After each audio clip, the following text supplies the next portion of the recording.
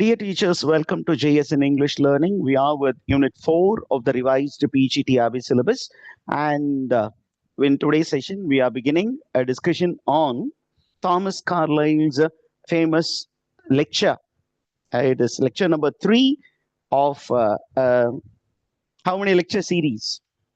6 lecture series. And of the 6 lecture series, we have earlier been given lecture number 5. And in the revised PGTRB syllabus, நமக்கு மூன்றாவது lecture கொடுத்துருக்காங்க. மொத்தம் பார்த்தீங்கன்னா there were 6 lectures which were delivered by Thomas Carlyle. அதுல நமக்கு கொடுத்துருக்கிறது lecture number 3, Hero as Poet. And அந்த title அவர் எடுத்துக்கிட்டு ஹீரோ as poet. ஹீரோ அப்படிங்கும்போது யார் அந்த ஹீரோ அப்படின்னு நம்ம பார்க்கணும். அப்புறம் ஹீரோவை நம்ம தாமஸ் கார்லைல் இந்த எஸ்ஸேல is going to call the hero as a poet, or the poet is going to be given the title of a hero. அவர் தான் சார் ஹீரோ, அந்த ஏஜுக்கே அவர் தான் வஸ்தாத், அவர் தான் வஸ்தாத், அவர் தான் ஹீரோ அப்படின்னு சொல்ல போறாரு. அப்ப ரெண்டு பேரை நமக்கு போயட், ஒரு கிரேட் ஹீரோ அப்படின்னு நமக்கு அடையாளப்படுத்துகிறார். யார் அந்த ரெண்டு பேர் அப்படின்னா, ஒன்னு தாந்தே, இன்னொன்னு ஷேக்ஸ்பியர். ரைட். நான் போறதுக்கு முன்னாடி தாமஸ் கார்லைல் உடைய ஒரு எஸ்ஸே கொடுத்திருக்காங்க. தாமஸ் கார்லைல் யாரு அப்படின்னு நமக்கு தெரியணும் இல்லையா? So Thomas Carlyle is a Scottish essayist. Okay, Scottish born, and we normally அது எல்லாமே கிரேட் பிரிட்டன் அப்படின்னு ஒரே ஆளுகைக்கு கீழே இருந்ததுனால even this man is considered to be an English writer. Okay, so he's a Scottish essayist, historian and philosopher. And பாத்தீங்கன்னா யூரோப்பை பத்தி நிறைய ஹிஸ்டாரிக்கல் டாக்குமெண்ட்ஸ் யாரு கொடுத்திருக்கா அப்படின்னா Thomas Carlyle. Even the French ரெவல்யூஷனை பத்தி அவரு ஹிஸ்டாரிக்கல் டாக்குமெண்ட்ஸ் வச்சிருக்கிறார். அப்ப who has written historical document about French Revolution அப்படின்னு கேட்டீங்கன்னா தாமஸ் கார்லைல் அப்படின்னு நீங்க என்ன பண்ணலாம், கண்ணை மூடிட்டு சொல்லலாம். இது நெட் எக்ஸாம்ல எப்பொழுதுமே அடிக்கடி ரிப்பீட் ஆன ஒரு கொஸ்டின். ஒரு ஒர்க்கு கொடுத்துருவாங்க, who has given historical document of the French Revolution அப்படின்னு பாத்தீங்கன்னா பெரிய ஹிஸ்டோரியன் யாரு அப்படின்னு கேட்டீங்கன்னா அது தாமஸ் கார்லைல் தான். ஓகே, ஒரு விக்டோரியன் ஈரால வாழ்ந்த ஒரு ரைட்டர். ஓகே, ரொம்ப டீப்பான ஒரு திங்கர். Okay, right. அவர் 1795 இருந்து 1881 வரைக்கும் வாழ்ந்தவர். இப்போ நமக்கு ஒரு லெக்சர் சீரீஸ்ல இருந்து ஒரு லெக்சரை நமக்கு கொடுத்துருக்காங்க. ரொம்ப லென்த்தியான லெக்சர் சீரீஸ் தான் எல்லாமே. மொத்தம் there were 6 lectures which were delivered by Thomas Carlyle. Okay, 6 lectures which were delivered by Thomas Carlyle over a period of time. பாத்தீங்கன்னா ஏறக்குறைய the first lecture, அதனுடைய டைட்டில் பாருங்களேன், The Hero as Divinity. ஆதி காலம் தொட்டு நிகழ்காலம் வரையிலும் அவரது காலகட்டத்துல வரைக்கும் என்ன பண்றாரு, ஒவ்வொரு ஏஜையும் எடுத்துட்டு, ஒவ்வொரு காலகட்டத்தையும் எடுத்துட்டு, ஒவ்வொரு காலகட்டத்திலையும் ஒரு ஹீரோ இருந்தாரு. அந்த ஹீரோ யாரு அப்படின்னா there was the first hero. யாரை பத்தி பேசுறாருன்னா somebody who had the traits of divinity, இறைமை.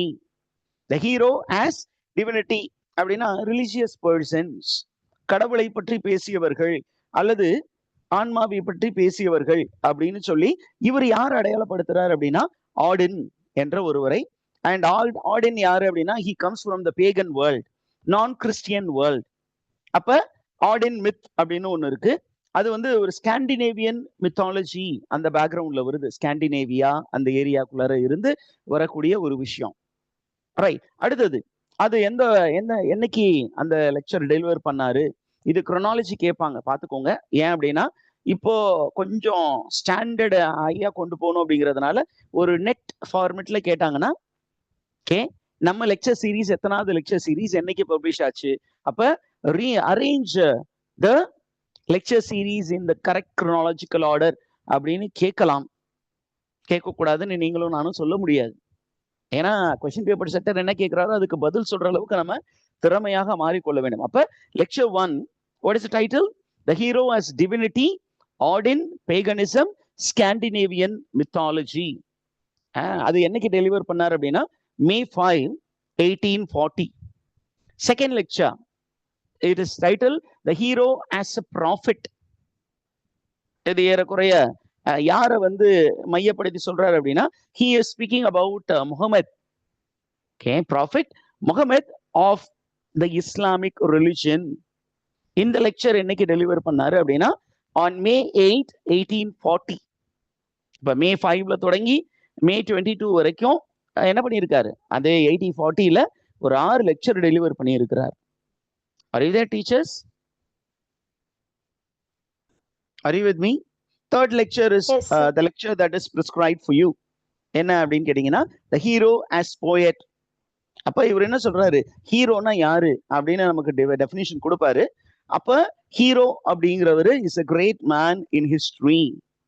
என்ன மாதிரி கிரேட் மேன் அப்படிங்கிறத நம்ம அந்த எஸ்ஏ உள்ள போகும்போது பார்ப்போம். அப்ப என்ன சொல்றாரு, இந்த ஹீரோ ஒவ்வொரு காலகட்டத்திலும், ஒரு காலகட்டத்துல ரிலீஜியஸ் மென் வந்து ஹீரோஸா இருந்தாங்க, ஒரு காலத்துல ப்ராஃபிட்ஸ் வந்து ஹீரோஸா இருந்தாங்க. இந்த உலகம் வந்து அவங்கள ஹீரோவா பார்த்துச்சு. அப்ப என்ன சொல்றாரு அப்படின்னா, ஒரு காலகட்டம் வந்தது, அந்த காலகட்டத்துல யாரு தான் ஹீரோ அப்படின்னா போயட் தான் hero.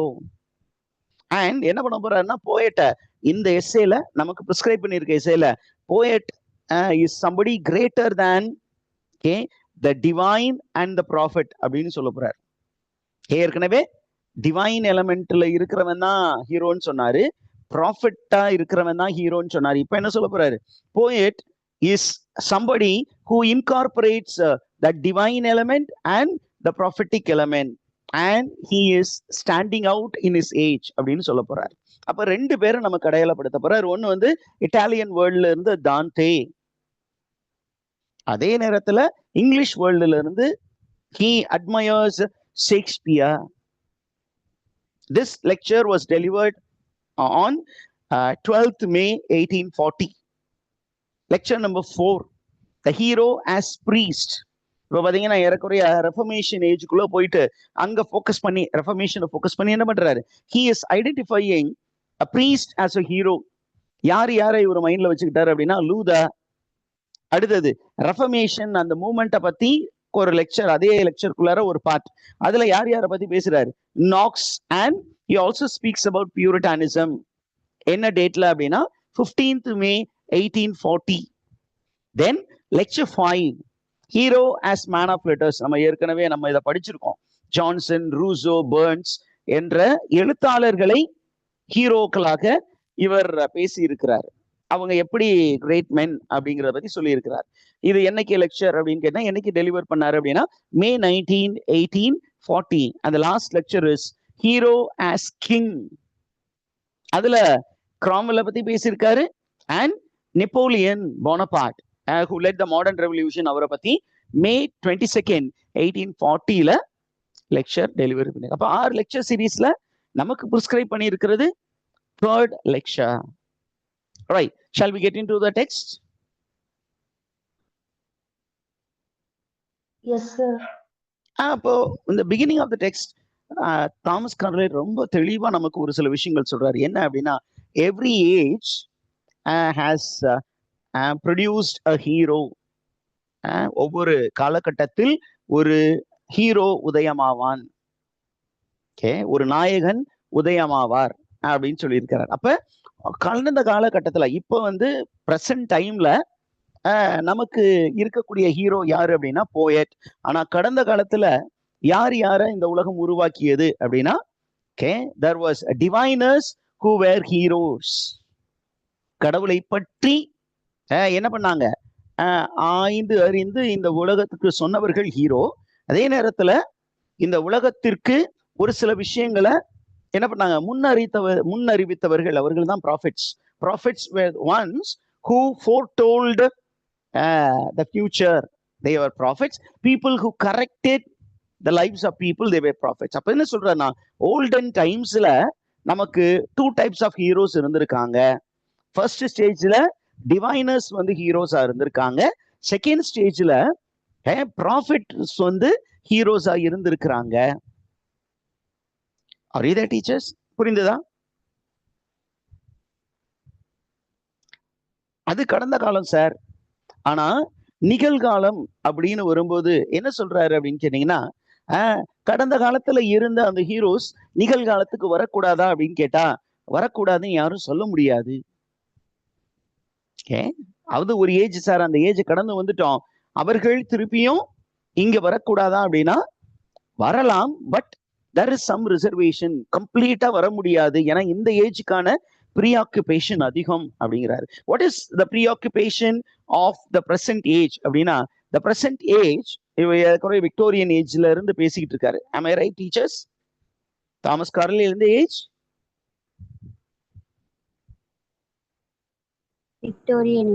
Victorian age is considered to be the age of scientific temper. இங்க வந்து விஞ்ஞானத்திற்கு தான் அதிக முக்கியத்துவம் கொடுக்கப்பட்டது. அங்க வந்து பாத்தீங்கன்னா ரிலிஜனுக்கு இடம் இல்லை அப்படின்னு வரும்போது இவங்க எல்லாமே இந்த hero as divine, hero as prophet என்ன பண்றாங்க, அடிபட்டு போறாங்க. அவங்க மேல மக்கள் வந்து இன்ட்ரெஸ்ட் காட்ட மாட்டாங்க. அப்ப இப்படிப்பட்ட ஒரு ஏஜ்ல யாரு ஹீரோ ஆக உதயமாக போகிறார் அப்படின்னு கேட்டீங்கன்னா, the hero is going to be a poet. Who is going to be the hero of the scientific age? Poet. ஏன் சார் அந்த நம்ம டிவைனர்ஸ் ஏன் வர முடியாது, ப்ராஃபட் ஏன் வர முடியாது அப்படின்னா பாத்தீங்கன்னா, their language was very rude. அவங்களுடைய கம்யூனிகேஷன் வந்து ரொம்ப பாலிஷ்டா இல்லாம ரொம்ப ரூடா இருக்கும். ஆனா போயட் பாத்தீங்கன்னா, he is a man highly skilled. He can withstand the pressure of the time. The scientific language தான் அந்த மக்களுக்கு பிடிக்கக்கூடியதாக இருந்தது. ஆனா அப்படிப்பட்ட காலகட்டத்திலையும் தங்களுடைய ஸ்கில்ல பயன்படுத்தி அவங்க விரும்பின அந்த ட்ரூத்தை இந்த உலகத்திற்கு சொல்லக்கூடிய திறமை யாருக்கிட்ட இருந்தது? போயட்ஸ் கிட்ட மட்டும்தான் இருந்தது. ஏன்னா even during scientific advancement, people love poets because people have the knack of communicating absolute truth to people in a way that would be pleasing. மக்களுக்கு ஏற்றுக்கொள்ளும் விதமாக என்ன பண்ண முடியும், உண்மைகளை மக்களிடம் சென்று சேர்க்க முடியும். அந்த திறமை வாய்ந்தவர்கள் வந்து poets. Okay, did you understand that teachers?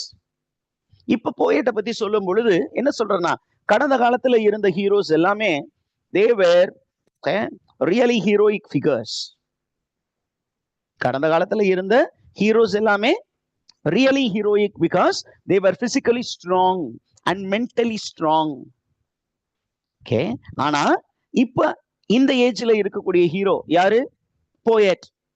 Okay, he is spiritually strong, emotionally strong, but sometimes he may be physically weak. But that physical weakness, அந்த அவருக்கு வந்து பிசிக்கலா வீக்கா இருந்தா கூட அவர் ஹீரோ இல்லை என்று சொல்லிவிட முடியாது. ஏன் அப்படின்னு கேட்டீங்கன்னா, இந்த இயற்கை அவர்களை தேர்ந்தெடுத்து இருக்கிறது ஹீரோக்களாக. புரிந்ததா டீச்சர்ஸ் இந்த கான்செப்ட்? யாரு வந்து இந்த போயட்டை வந்து ஹீரோவா தேர்ந்தெடுத்து இருக்கிறது? Nature which chooses certain people to be heroes in certain point of time. இயற்கையானது அந்த காலகட்டத்துல டிவைனிட்டி, அந்த டிவைனர்ஸ் தேர்ந்தெடுத்தது ஹீரோவா. அடுத்தது ப்ராஃபிட்ஸ் தேர்ந்தெடுத்தது. இப்ப இந்த தேர்ட் லெக்சர்ல இவர் என்ன சொல்றாரு அப்படின்னா, ஒரு காலகட்டத்துல இயற்கை வந்து மனிதர்களிடம் ஒரு சில உண்மைகளை சொல்ல விரும்பியது. அந்த உண்மைகளை சொல்ல விரும்புறதுக்கு என்ன பண்ணுச்சு, ஒரு சில மனிதர்களை தேர்ந்தெடுத்தது. அந்த மனிதர்கள் they were very strong men. இந்த உலகத்தின் பார்வையில் அவன் ஒரு வீக்லிங், ஆனா இயற்கையை பொறுத்த மட்டும் he was a hero. என்ன சார் அடிக்கடி இவர் போய் ஆஸ்பத்திரியில படுத்துக்கிறாரு, இவர் எப்படி சார் பெரிய ஸ்டார்ன்னு சொல்றீங்க அப்படின்னு கேட்டீங்கன்னா, நீங்க அப்படி எல்லாம் கேள்வி கூடாது. அவர் ஸ்டார் ஆக்குனது யாரு அப்படின்னா இயற்கை. It was time which chose him. ஒரு காலகட்டத்துல அந்த தேவை இருக்கு, அந்த ஒரு ஹீரோ வரணும்னா, அதனால இயற்கையை என்ன பண்ணுது, ஒரு ஆளை இந்த கொண்டு வந்து நிப்பாட்டுது, இந்த வச்சுக்க அப்படின்ட்டு. ஒரு தலைவர் தேவைப்படுறாரு, இந்த வச்சுக்க அப்படின்னு காலம் வந்து என்ன பண்ணுது, ஒருத்தரை முன்னிலைப்படுத்துகிறது. அப்படி முன்னிலைப்படுத்தப்பட்டவர் தான் ஒரு poet. Now he is going to define poet further. யாரு அப்படின்னா, போயட் அப்படின்னு ஒரு கேரக்டரை நமக்கு இன்ட்ரோடியூஸ் பண்றாரு.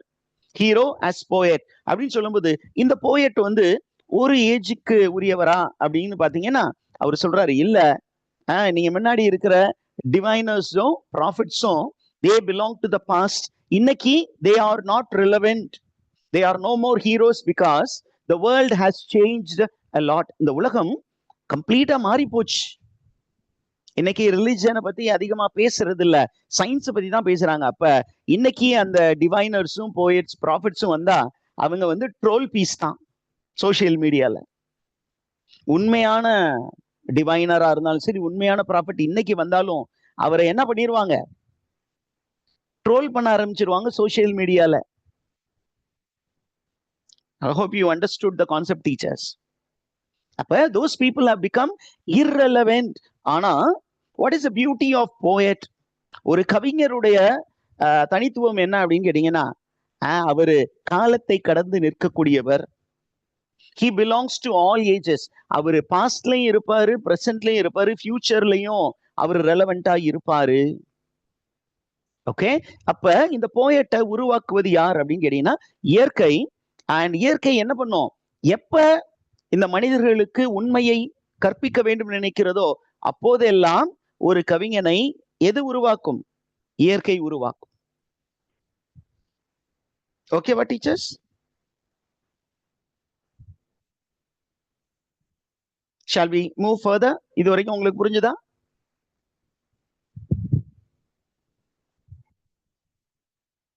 Okay, I think you have understood. இப்போ அடுத்தது என்ன சொல்றாரு அப்படின்னா, சார் ரொம்ப கன்ஃபியூசிங்கா இருக்கே அப்படின்னு தாமஸ் கார்லைல வந்து அவருடைய ஆடியன்ஸ் வந்து பார்த்துருக்கலாம். உடனே இவர் என்ன பண்றாரு, புரிஞ்சுக்கிட்டாரு.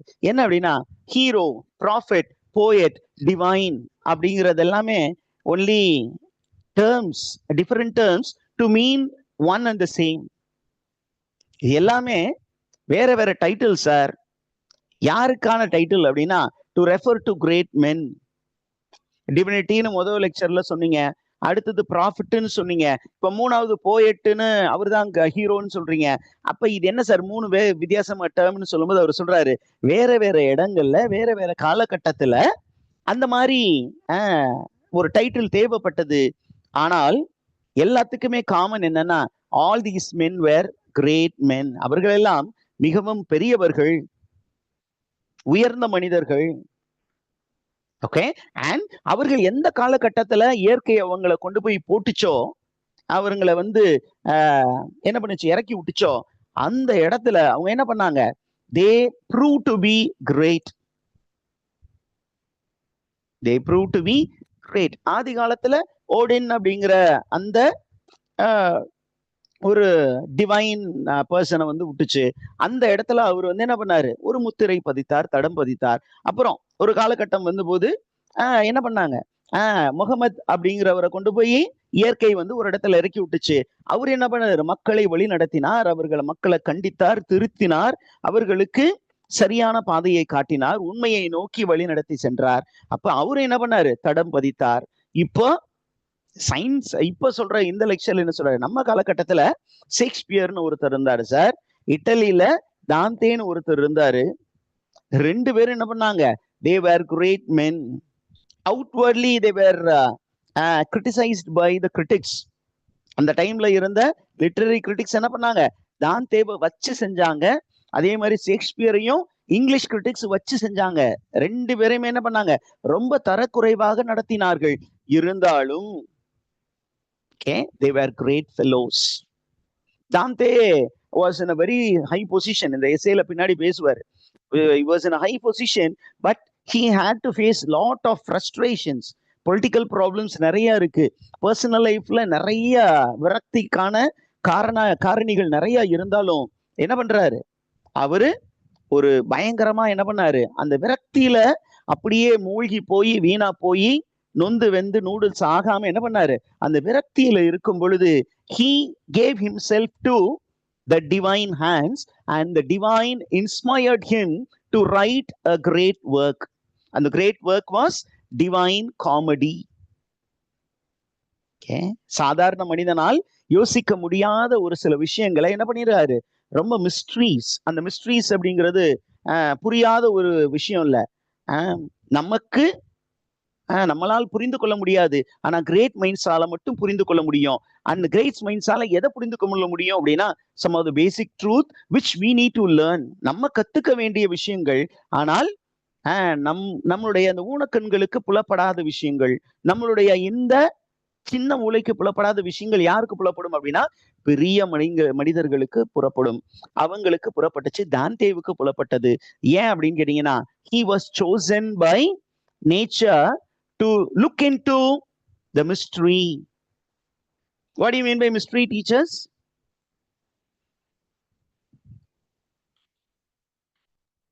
புதிர். mystery in தமிழ் மர்மம். இந்த மர்மம் அப்படிங்கிறது புதிர்னு சொல்லுவாங்க, மர்மம்னு சொல்லுவாங்க. நம்ம பொறுத்தவரை அது புதிர் மர்மம். ஆனா அது வாழ்க்கைக்கு அதுதான் பேஸே. அந்த விஷயத்த நம்ம புரிஞ்சுக்க முடியாம இருக்கிறோம். அந்த அளவுக்கு நம்ம என்ன பண்றோம், தரம் தாழ்ந்த நிலையில் இருக்கோம். ஆனா இவங்கெல்லாம் தரம் உயர்த்தப்பட்டவர்கள், இயற்கையால் தரம் உயர்த்தப்பட்டவர்கள். அவங்க என்ன பண்ணாங்க, இந்த ஃபண்டமெண்டல் ட்ரூத்ஸ் என்னன்னு தெரிஞ்சுக்கிட்டு மக்களுக்கு புரிஞ்சுக்கிற மாதிரி ஸ்டோரிஸா சொன்னாங்க. மக்கள் எப்படி புரிஞ்சுக்குவாங்க, அவங்க புரிஞ்சுக்கிட்ட மாதிரி சொன்னா நமக்கு புரியவே புரியாது. அதெல்லாம் என்ன பண்ணாங்க, சிம்பாலிக்கா சொன்னாங்க. அடையாள முறையில் நமக்கு கற்பித்தார்கள். அப்படி கற்பித்த 2 பேரு, ஒருத்தர் தாந்தே, இன்னொன்னு யார் டீச்சர்ஸ், ஷேக்ஸ்பியர். ஓகே, நவ் ரொம்ப முக்கியமா இவர் என்ன சொல்றாரு அப்படின்னு கேட்டீங்கன்னா, ஆல் தீஸ் மென்னை பத்தி சொல்ல வரும்போது என்ன சொல்றாருன்னா, இவங்களுக்கு வேற வேற பேர் கொடுத்திருந்தாலும் who decides the name? Okay, ஹீரோவை வந்து ப்ராஃபிட் நாங்க, போயிட்டு நாங்க இந்த 6 எஸ்ஏல ஒவ்வொரு டைட்டிலையும் ஒவ்வொரு ஹீரோவை வந்து ஒவ்வொரு டைமென்ஷன்ல கொடுத்திருக்காரு. ஃபர்ஸ்ட் லெக்சர்ல என்ன சொன்னாரு, ஹீரோன்னு சொல்லிட்டாரு. Hero as hero as what, divine அப்படின்ட்டாரு.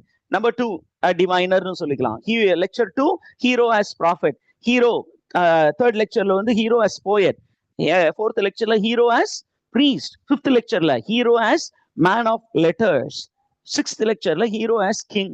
இப்ப என்ன சொல்றாரு, ஒவ்வொரு ஏஜும் அந்த கிரேட் மேனுக்கு வேற வேற பேர் சூட்டுகிறது. ஏன் சார் சூட்டுது அப்படின்னா, தே ஃபிட்டட் இன்டு சர்டன் ரோல்ஸ். அதனால அவங்களுக்கு அந்த பேரை கொடுத்துச்சு.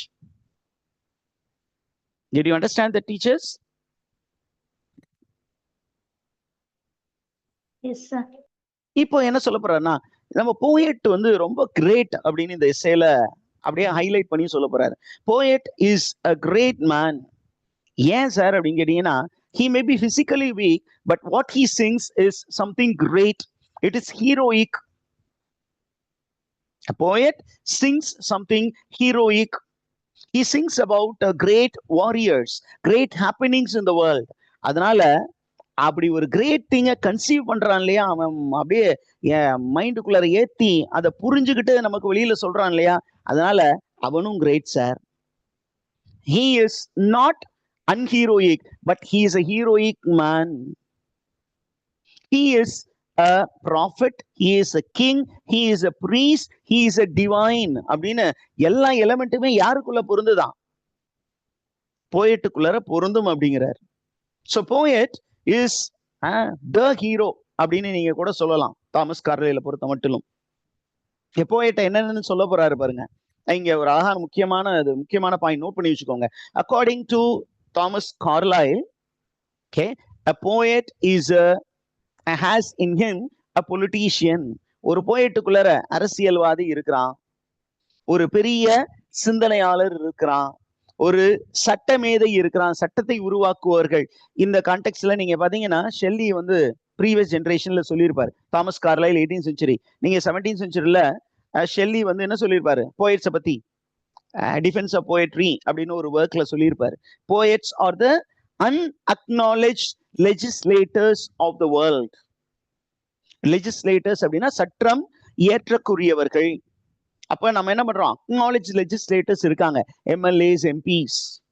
நம்ம தேர்ந்தெடுத்து அவங்கள மேல அனுப்புறோம், அவங்க சட்டம் வகுத்து நம்ம எல்லாரையுமே என்ன பண்றாங்க, அடக்கி ஆள்கிறார்கள். ஆனா who is a poet? Poet is, according to Shelley, is unacknowledged legislator of the world. Okay, he is not chosen, but he is chosen by nature to give rules to the world. அப்ப ஒரு போயட்டுக்குள்ளார எத்தனை element இருக்குன்னு சொல்றாரு, 4 element சொல்றாரு. ஒண்ணு politician இருக்கான், ஒரு பெரிய சிந்தனையாளர் இருக்கான், ஒரு பெரிய சட்ட ஏற்றக்கூடியவர் இருக்கான், ஒரு பெரிய பிலாசபர் இருக்கான், தத்துவ மேதை இருக்கிறான் சார். அது எல்லாமே ஹையஸ்ட் டிகிரியா யாருக்கிட்ட இருக்கான்? போயட்டுக்குள்ளர புதைஞ்சு இருக்கு அப்படிங்கிறார். Are you there, teachers? இப்ப இந்த 4 விஷயம் சொன்னார்ல, ஒரு போயட்டுக்குள்ளார ஒரு பொலிட்டீஷியன் இருக்கான். பொலிட்டீஷியனை விட பெரியவன் யாரு? ஒரு போயட். ஏறக்குறைய நீங்க பாத்தீங்கன்னா சார் பிலிப் சிட்னி சொல்ற மாதிரி இருக்கும், அல்லது ஷெல்லி சொல்ற மாதிரி இருக்கும், ட்ரைடன் சொல்ற மாதிரி இருக்கும். ஏறக்குறைய அவங்க எல்லாமே பாத்தீங்கன்னா ஒரே கிரேட் மைண்ட்ஸ் திங்க் அலைக்னு அப்படி கூட எடுத்துக்கலாம். I do not know who influence whom. But Thomas Carlyle சொல்றது பாத்தீங்கன்னா ஏறக்குறைய அந்த கிரேட் எஸ்ஏஸ்ல இருக்கு இல்லையா, ட்ரைடனுடைய என்ன essay, defence, what is that work, essay of dramatic போயசின்னு இருக்கு. ஷெல்லியுடைய டிஃபென்ஸ் ஆஃப் போயசி இருக்கு. அப்புறம் சர் பிலிப் சிட்னியோடைய அப்பாலஜி ஃபார் போயட்ரி. அந்த 3 விஷயங்கள்ல என்ன பண்ணிருப்பாங்கன்னா போயட்ரிய ரொம்ப உயரத்துல கொண்டு போய் வச்சிருப்பாங்க. எல்லா டிசிப்ளினை விட எது பெருசு அப்படின்னு கேட்டீங்கன்னா போயட்ரிக்குள்ளார எல்லாம் இருக்கு. அதே ஐடியா தான் இங்கேயும். போயட்ரிக்குள்ளார போயட் யாரை விட பெரியவன்? பொலிட்டீஷியனை விட பெரியவன். நம்ம காமன் வேர்ல்டுல இருக்கக்கூடிய திங்கர்ஸை விட பெரியவன். நம்முடைய வேர்ல்டுல இருக்கக்கூடிய சட்டம் இயற்றுபவர்களை விட பெரியவர்கள் போயட்ஸ். அதே மாதிரி பெரிய பெரிய தத்துவியலாளர்களை விட பெரியவர் ஒரு போயட் அப்படின்னு சொல்லிட்டு எக்ஸாம்பிள் கொடுக்காம எப்படி போறது அப்படின்னு சொல்லிட்டு எக்ஸாம்பிள் கொடுக்குறாரு. வாட் இஸ் எக்ஸாம்பிள் அப்படின்னா, த ஃபர்ஸ்ட் எக்ஸாம்பிள் அப்படின்னா பொலிட்டீஷியன். பொலிட்டீஷியனுக்கு ஒரு எக்ஸாம்பிள் கொடுக்கும் இல்லையா? He is speaking about French revolutionary politician, orator, statesman. யாரு அப்படின்னா மேரிபூ. யார எக்ஸாம்பிளா கொடுக்குறாரு? மெரிபூ அப்படின்னு ஒரு பிரெஞ்ச் ரெவல்யூஷனரி பொலிட்டீஷியனை ஒரு எக்ஸாம்பிளா கொடுக்குறாரு. என்ன சொல்றாருன்னா, he was a very great revolutionary. But அந்த ரெவல்யூஷனரை காட்டிலும் பெரியவர் யாரு? போயட். போயட் அப்படிங்கிறாரு. அடுத்தது பாருங்க, he is going to speak about politician. அதுக்கப்புறம் வரும்பொழுது யாரை பத்தி சொல்லணும்? திங்கர். அப்புறம் அந்த பொலிட்டீஷியன் கேட்டகரியில இன்னொருத்தர் இன்டெலெக்சுவல் பொலிட்டீஷியன். ஒருத்தர் பிசிக்கல் வேலரை வச்சு உலகையை அடக்கி ஆட வேண்டும் என்று நினைத்த ஒரு மனிதர். யார் அது? நெப்போலியன். Okay, Napoleon. ஓகே, இந்த நெப்போலியன் போனபார்ட் ஒரு பெரிய speaker also. Okay, he is a very big speaker. And அவர் என்ன பண்ணாருன்னா ஒரு பயங்கரமான ஆரேஷன் கொடுத்தாராம். எங்க கொடுத்தாரு அப்படின்னா, the battle of ஆஸ்டர்லிட்ஸ் அப்படிங்கிற ஒரு இடத்துல. He was actually delivering a very beautiful lecture. He was giving an oration, and the oration had all poetic qualities. அப்ப என்ன பண்றாரு? மெரிபூ அப்படிங்கிற ஒரு பொலிட்டீஷியன் அவரும் பேசி இருக்கிறாரு. அவருடைய பேச்சுலையும் அந்த கவிதை நடை இருந்தது. அவங்களும் கவிதையை பயன்படுத்தி தான் பெரிய ஆளா இருக்காங்க. அப்ப கவிஞர் அவரை விட பெரியவர். நெப்போலியன் என்ற அந்த ஒரு போர் வீரன் என்ன பண்ணியிருக்காரு? அவரு என்ன பண்ணியிருக்காரு? போயட்ரியை யூஸ் பண்ணி தான் மக்கள் மனசுல இடம் பிடிச்சிருக்காரு. He cost Napoleonic wars. அந்த நெப்போலியானிக் வார்ஸ் நெப்போலியனால என்ன பண்ணது? முன்னிருந்து நடத்தி செல்லப்பட்ட சண்டை.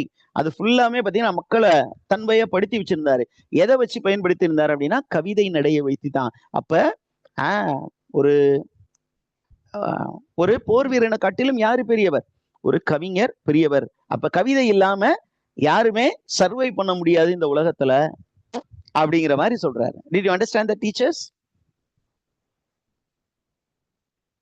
Yes, sir. Okay, அடுத்தது பாருங்க, he speaks about another Marshal அப்படின்னா அதுவும் ஒரு ரேங்கிங்ல இருக்கிறவங்க தான், இந்த மிலிட்டரி ரேங்கிங்ல இருக்கக்கூடிய. அவரு ஒரு பேர் சொல்றாரு. என்ன அப்படின்னா டௌரீன். TURENNE. இந்த டௌரீன் இங்க நேம் இருக்கு பாருங்க. இந்த டௌரீனை பத்தி என்ன சொல்றாரு அப்படின்னா, டௌரீன் was a marshal. He was one of the 6 marshals of the French government, and he was also highly poetical. அப்ப பெரிய பெரிய ஆட்கள் எல்லாமே கவிதையை பயன்படுத்தி தான் சார் பெரிய ஆட்கள் ஆகியிருக்கிறாங்க, மக்கள் மத்தியில போய் சேர்ந்து இருக்கிறாங்க.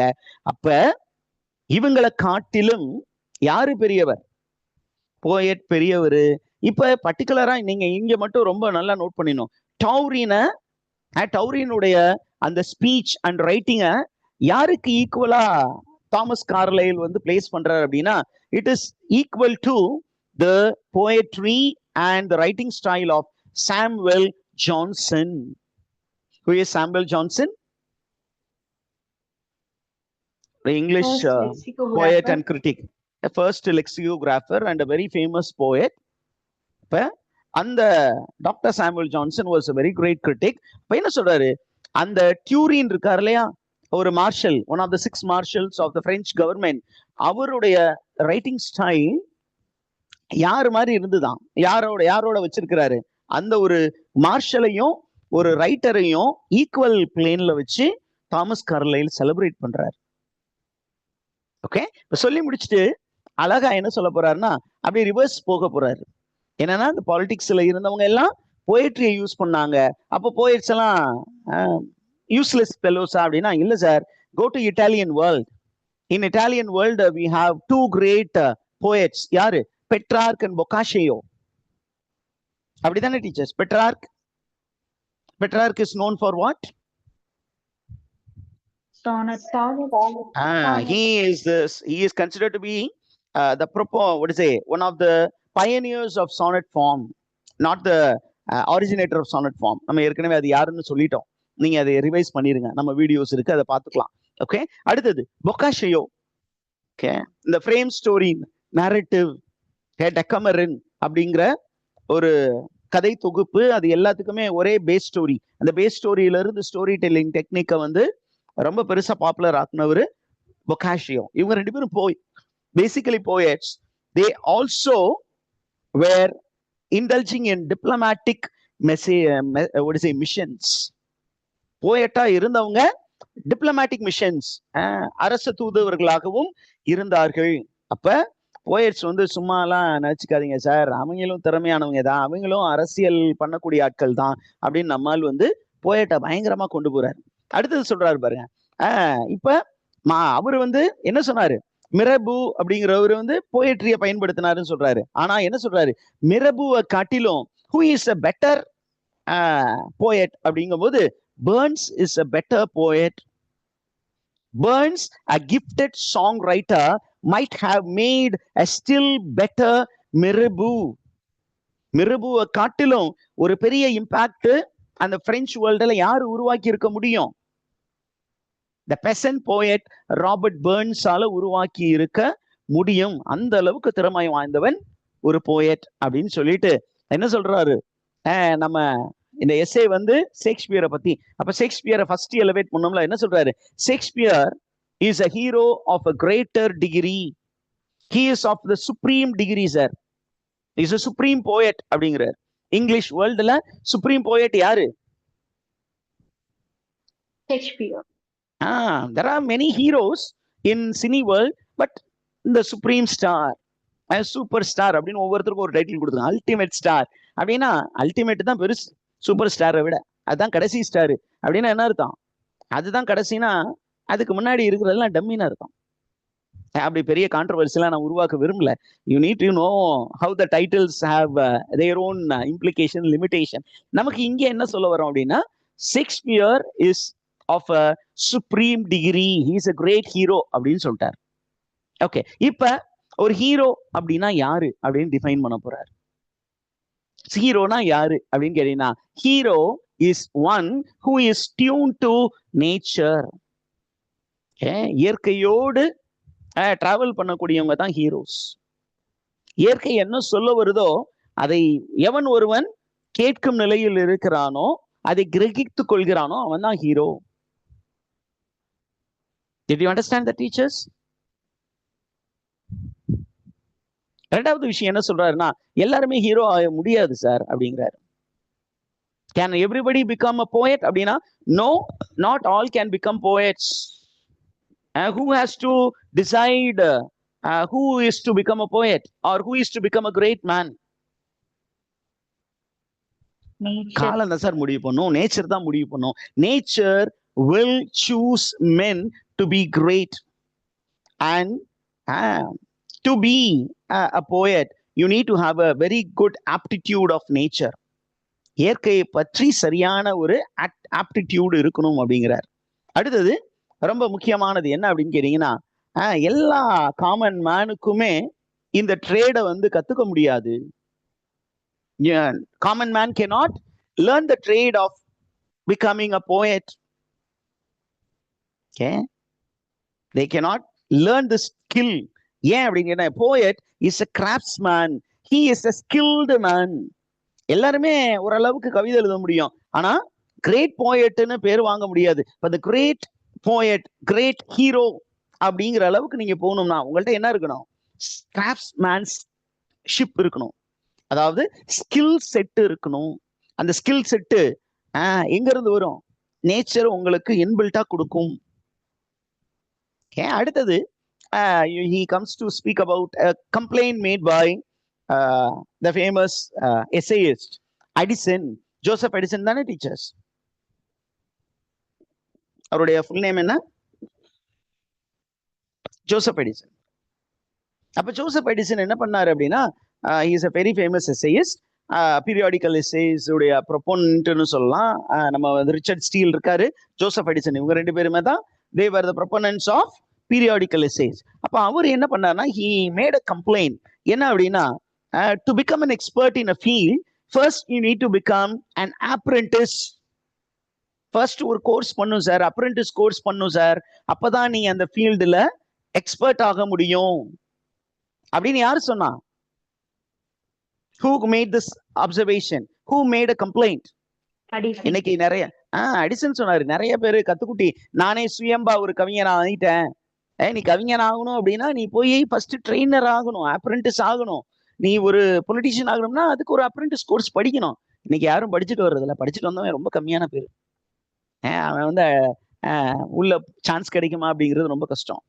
Over and again people have been insisting that politicians should have proper education. அதுக்கான எஜுகேஷன் பிஏ எம்ஏ அப்படின்னா எல்லாம் வாங்கிடலாம், டிகிரி கூட ஆனரரி டாக்டர் டிகிரி வாங்கிடலாம். பட் அதற்கான ஒரு பயிற்சி தேவை அப்படின்னு அடிசன் சொன்னாரு. ஆனா இவர் என்ன சொல்றாரு?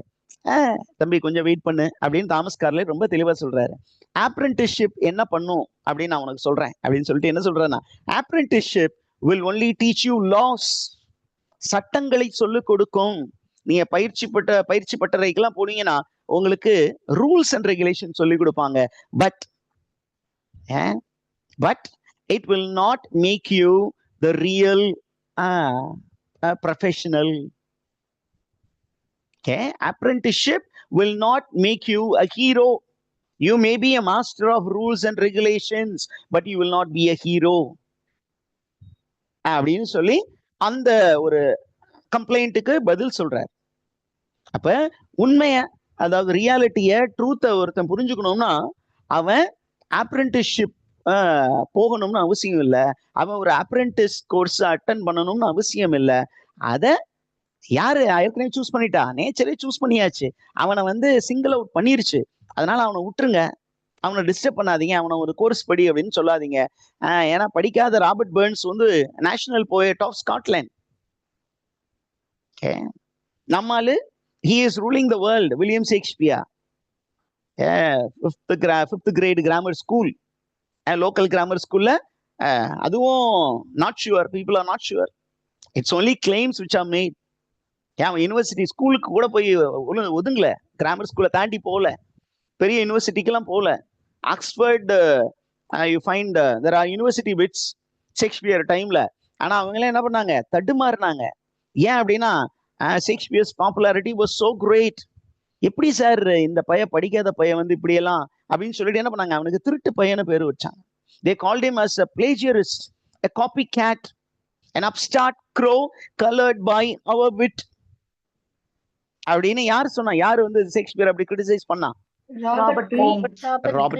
ராபர்ட் கிரீன், யூனிவர்சிட்டி விட். அவங்களால கன்சீவ் பண்ண முடியாத ஒரு ஐடியாஸை யாரு கன்சீவ் பண்ணா? William Shakespeare. எல்லாருமே ஒரே ஸ்டோரி லைன், அந்த ஸ்டோரி லைனை இன்ட்ரெஸ்டிங்கா சொல்றவன் தான் பெரிய ஸ்டோரி டெல்லர். அப்படி ஒரு ஸ்டோரி டெல்லர், அப்படி ஒரு great hero was William Shakespeare. அதுதான் நமக்கு இன்பில்ட்டா பின்னாடி சொல்ல போறார். நமக்கு அடுத்த ஸ்டேஜுக்கு இந்த எஸ்ஸேவை கொண்டு போறார். என்ன அப்படின்னு கேட்டீங்கன்னா, போயட்டுக்கும் ப்ராஃபிட்டுக்கும் சிமிலாரிட்டிஸ் இருக்கு அப்படிங்கிறாரு. கொஞ்சம் டிஃபரன்சஸ் இருக்கு. இதை வச்சும் கொஸ்டின் கேட்கலாம். அதனாலதான் இந்த ஏரியாவையும் அப்படியே நம்ம எல்லாத்தையும் அப்படியே லைன் பை லைன் நடத்திட்டு போயிடணும். Okay, we will stop here and we will continue it in the next session. Okay.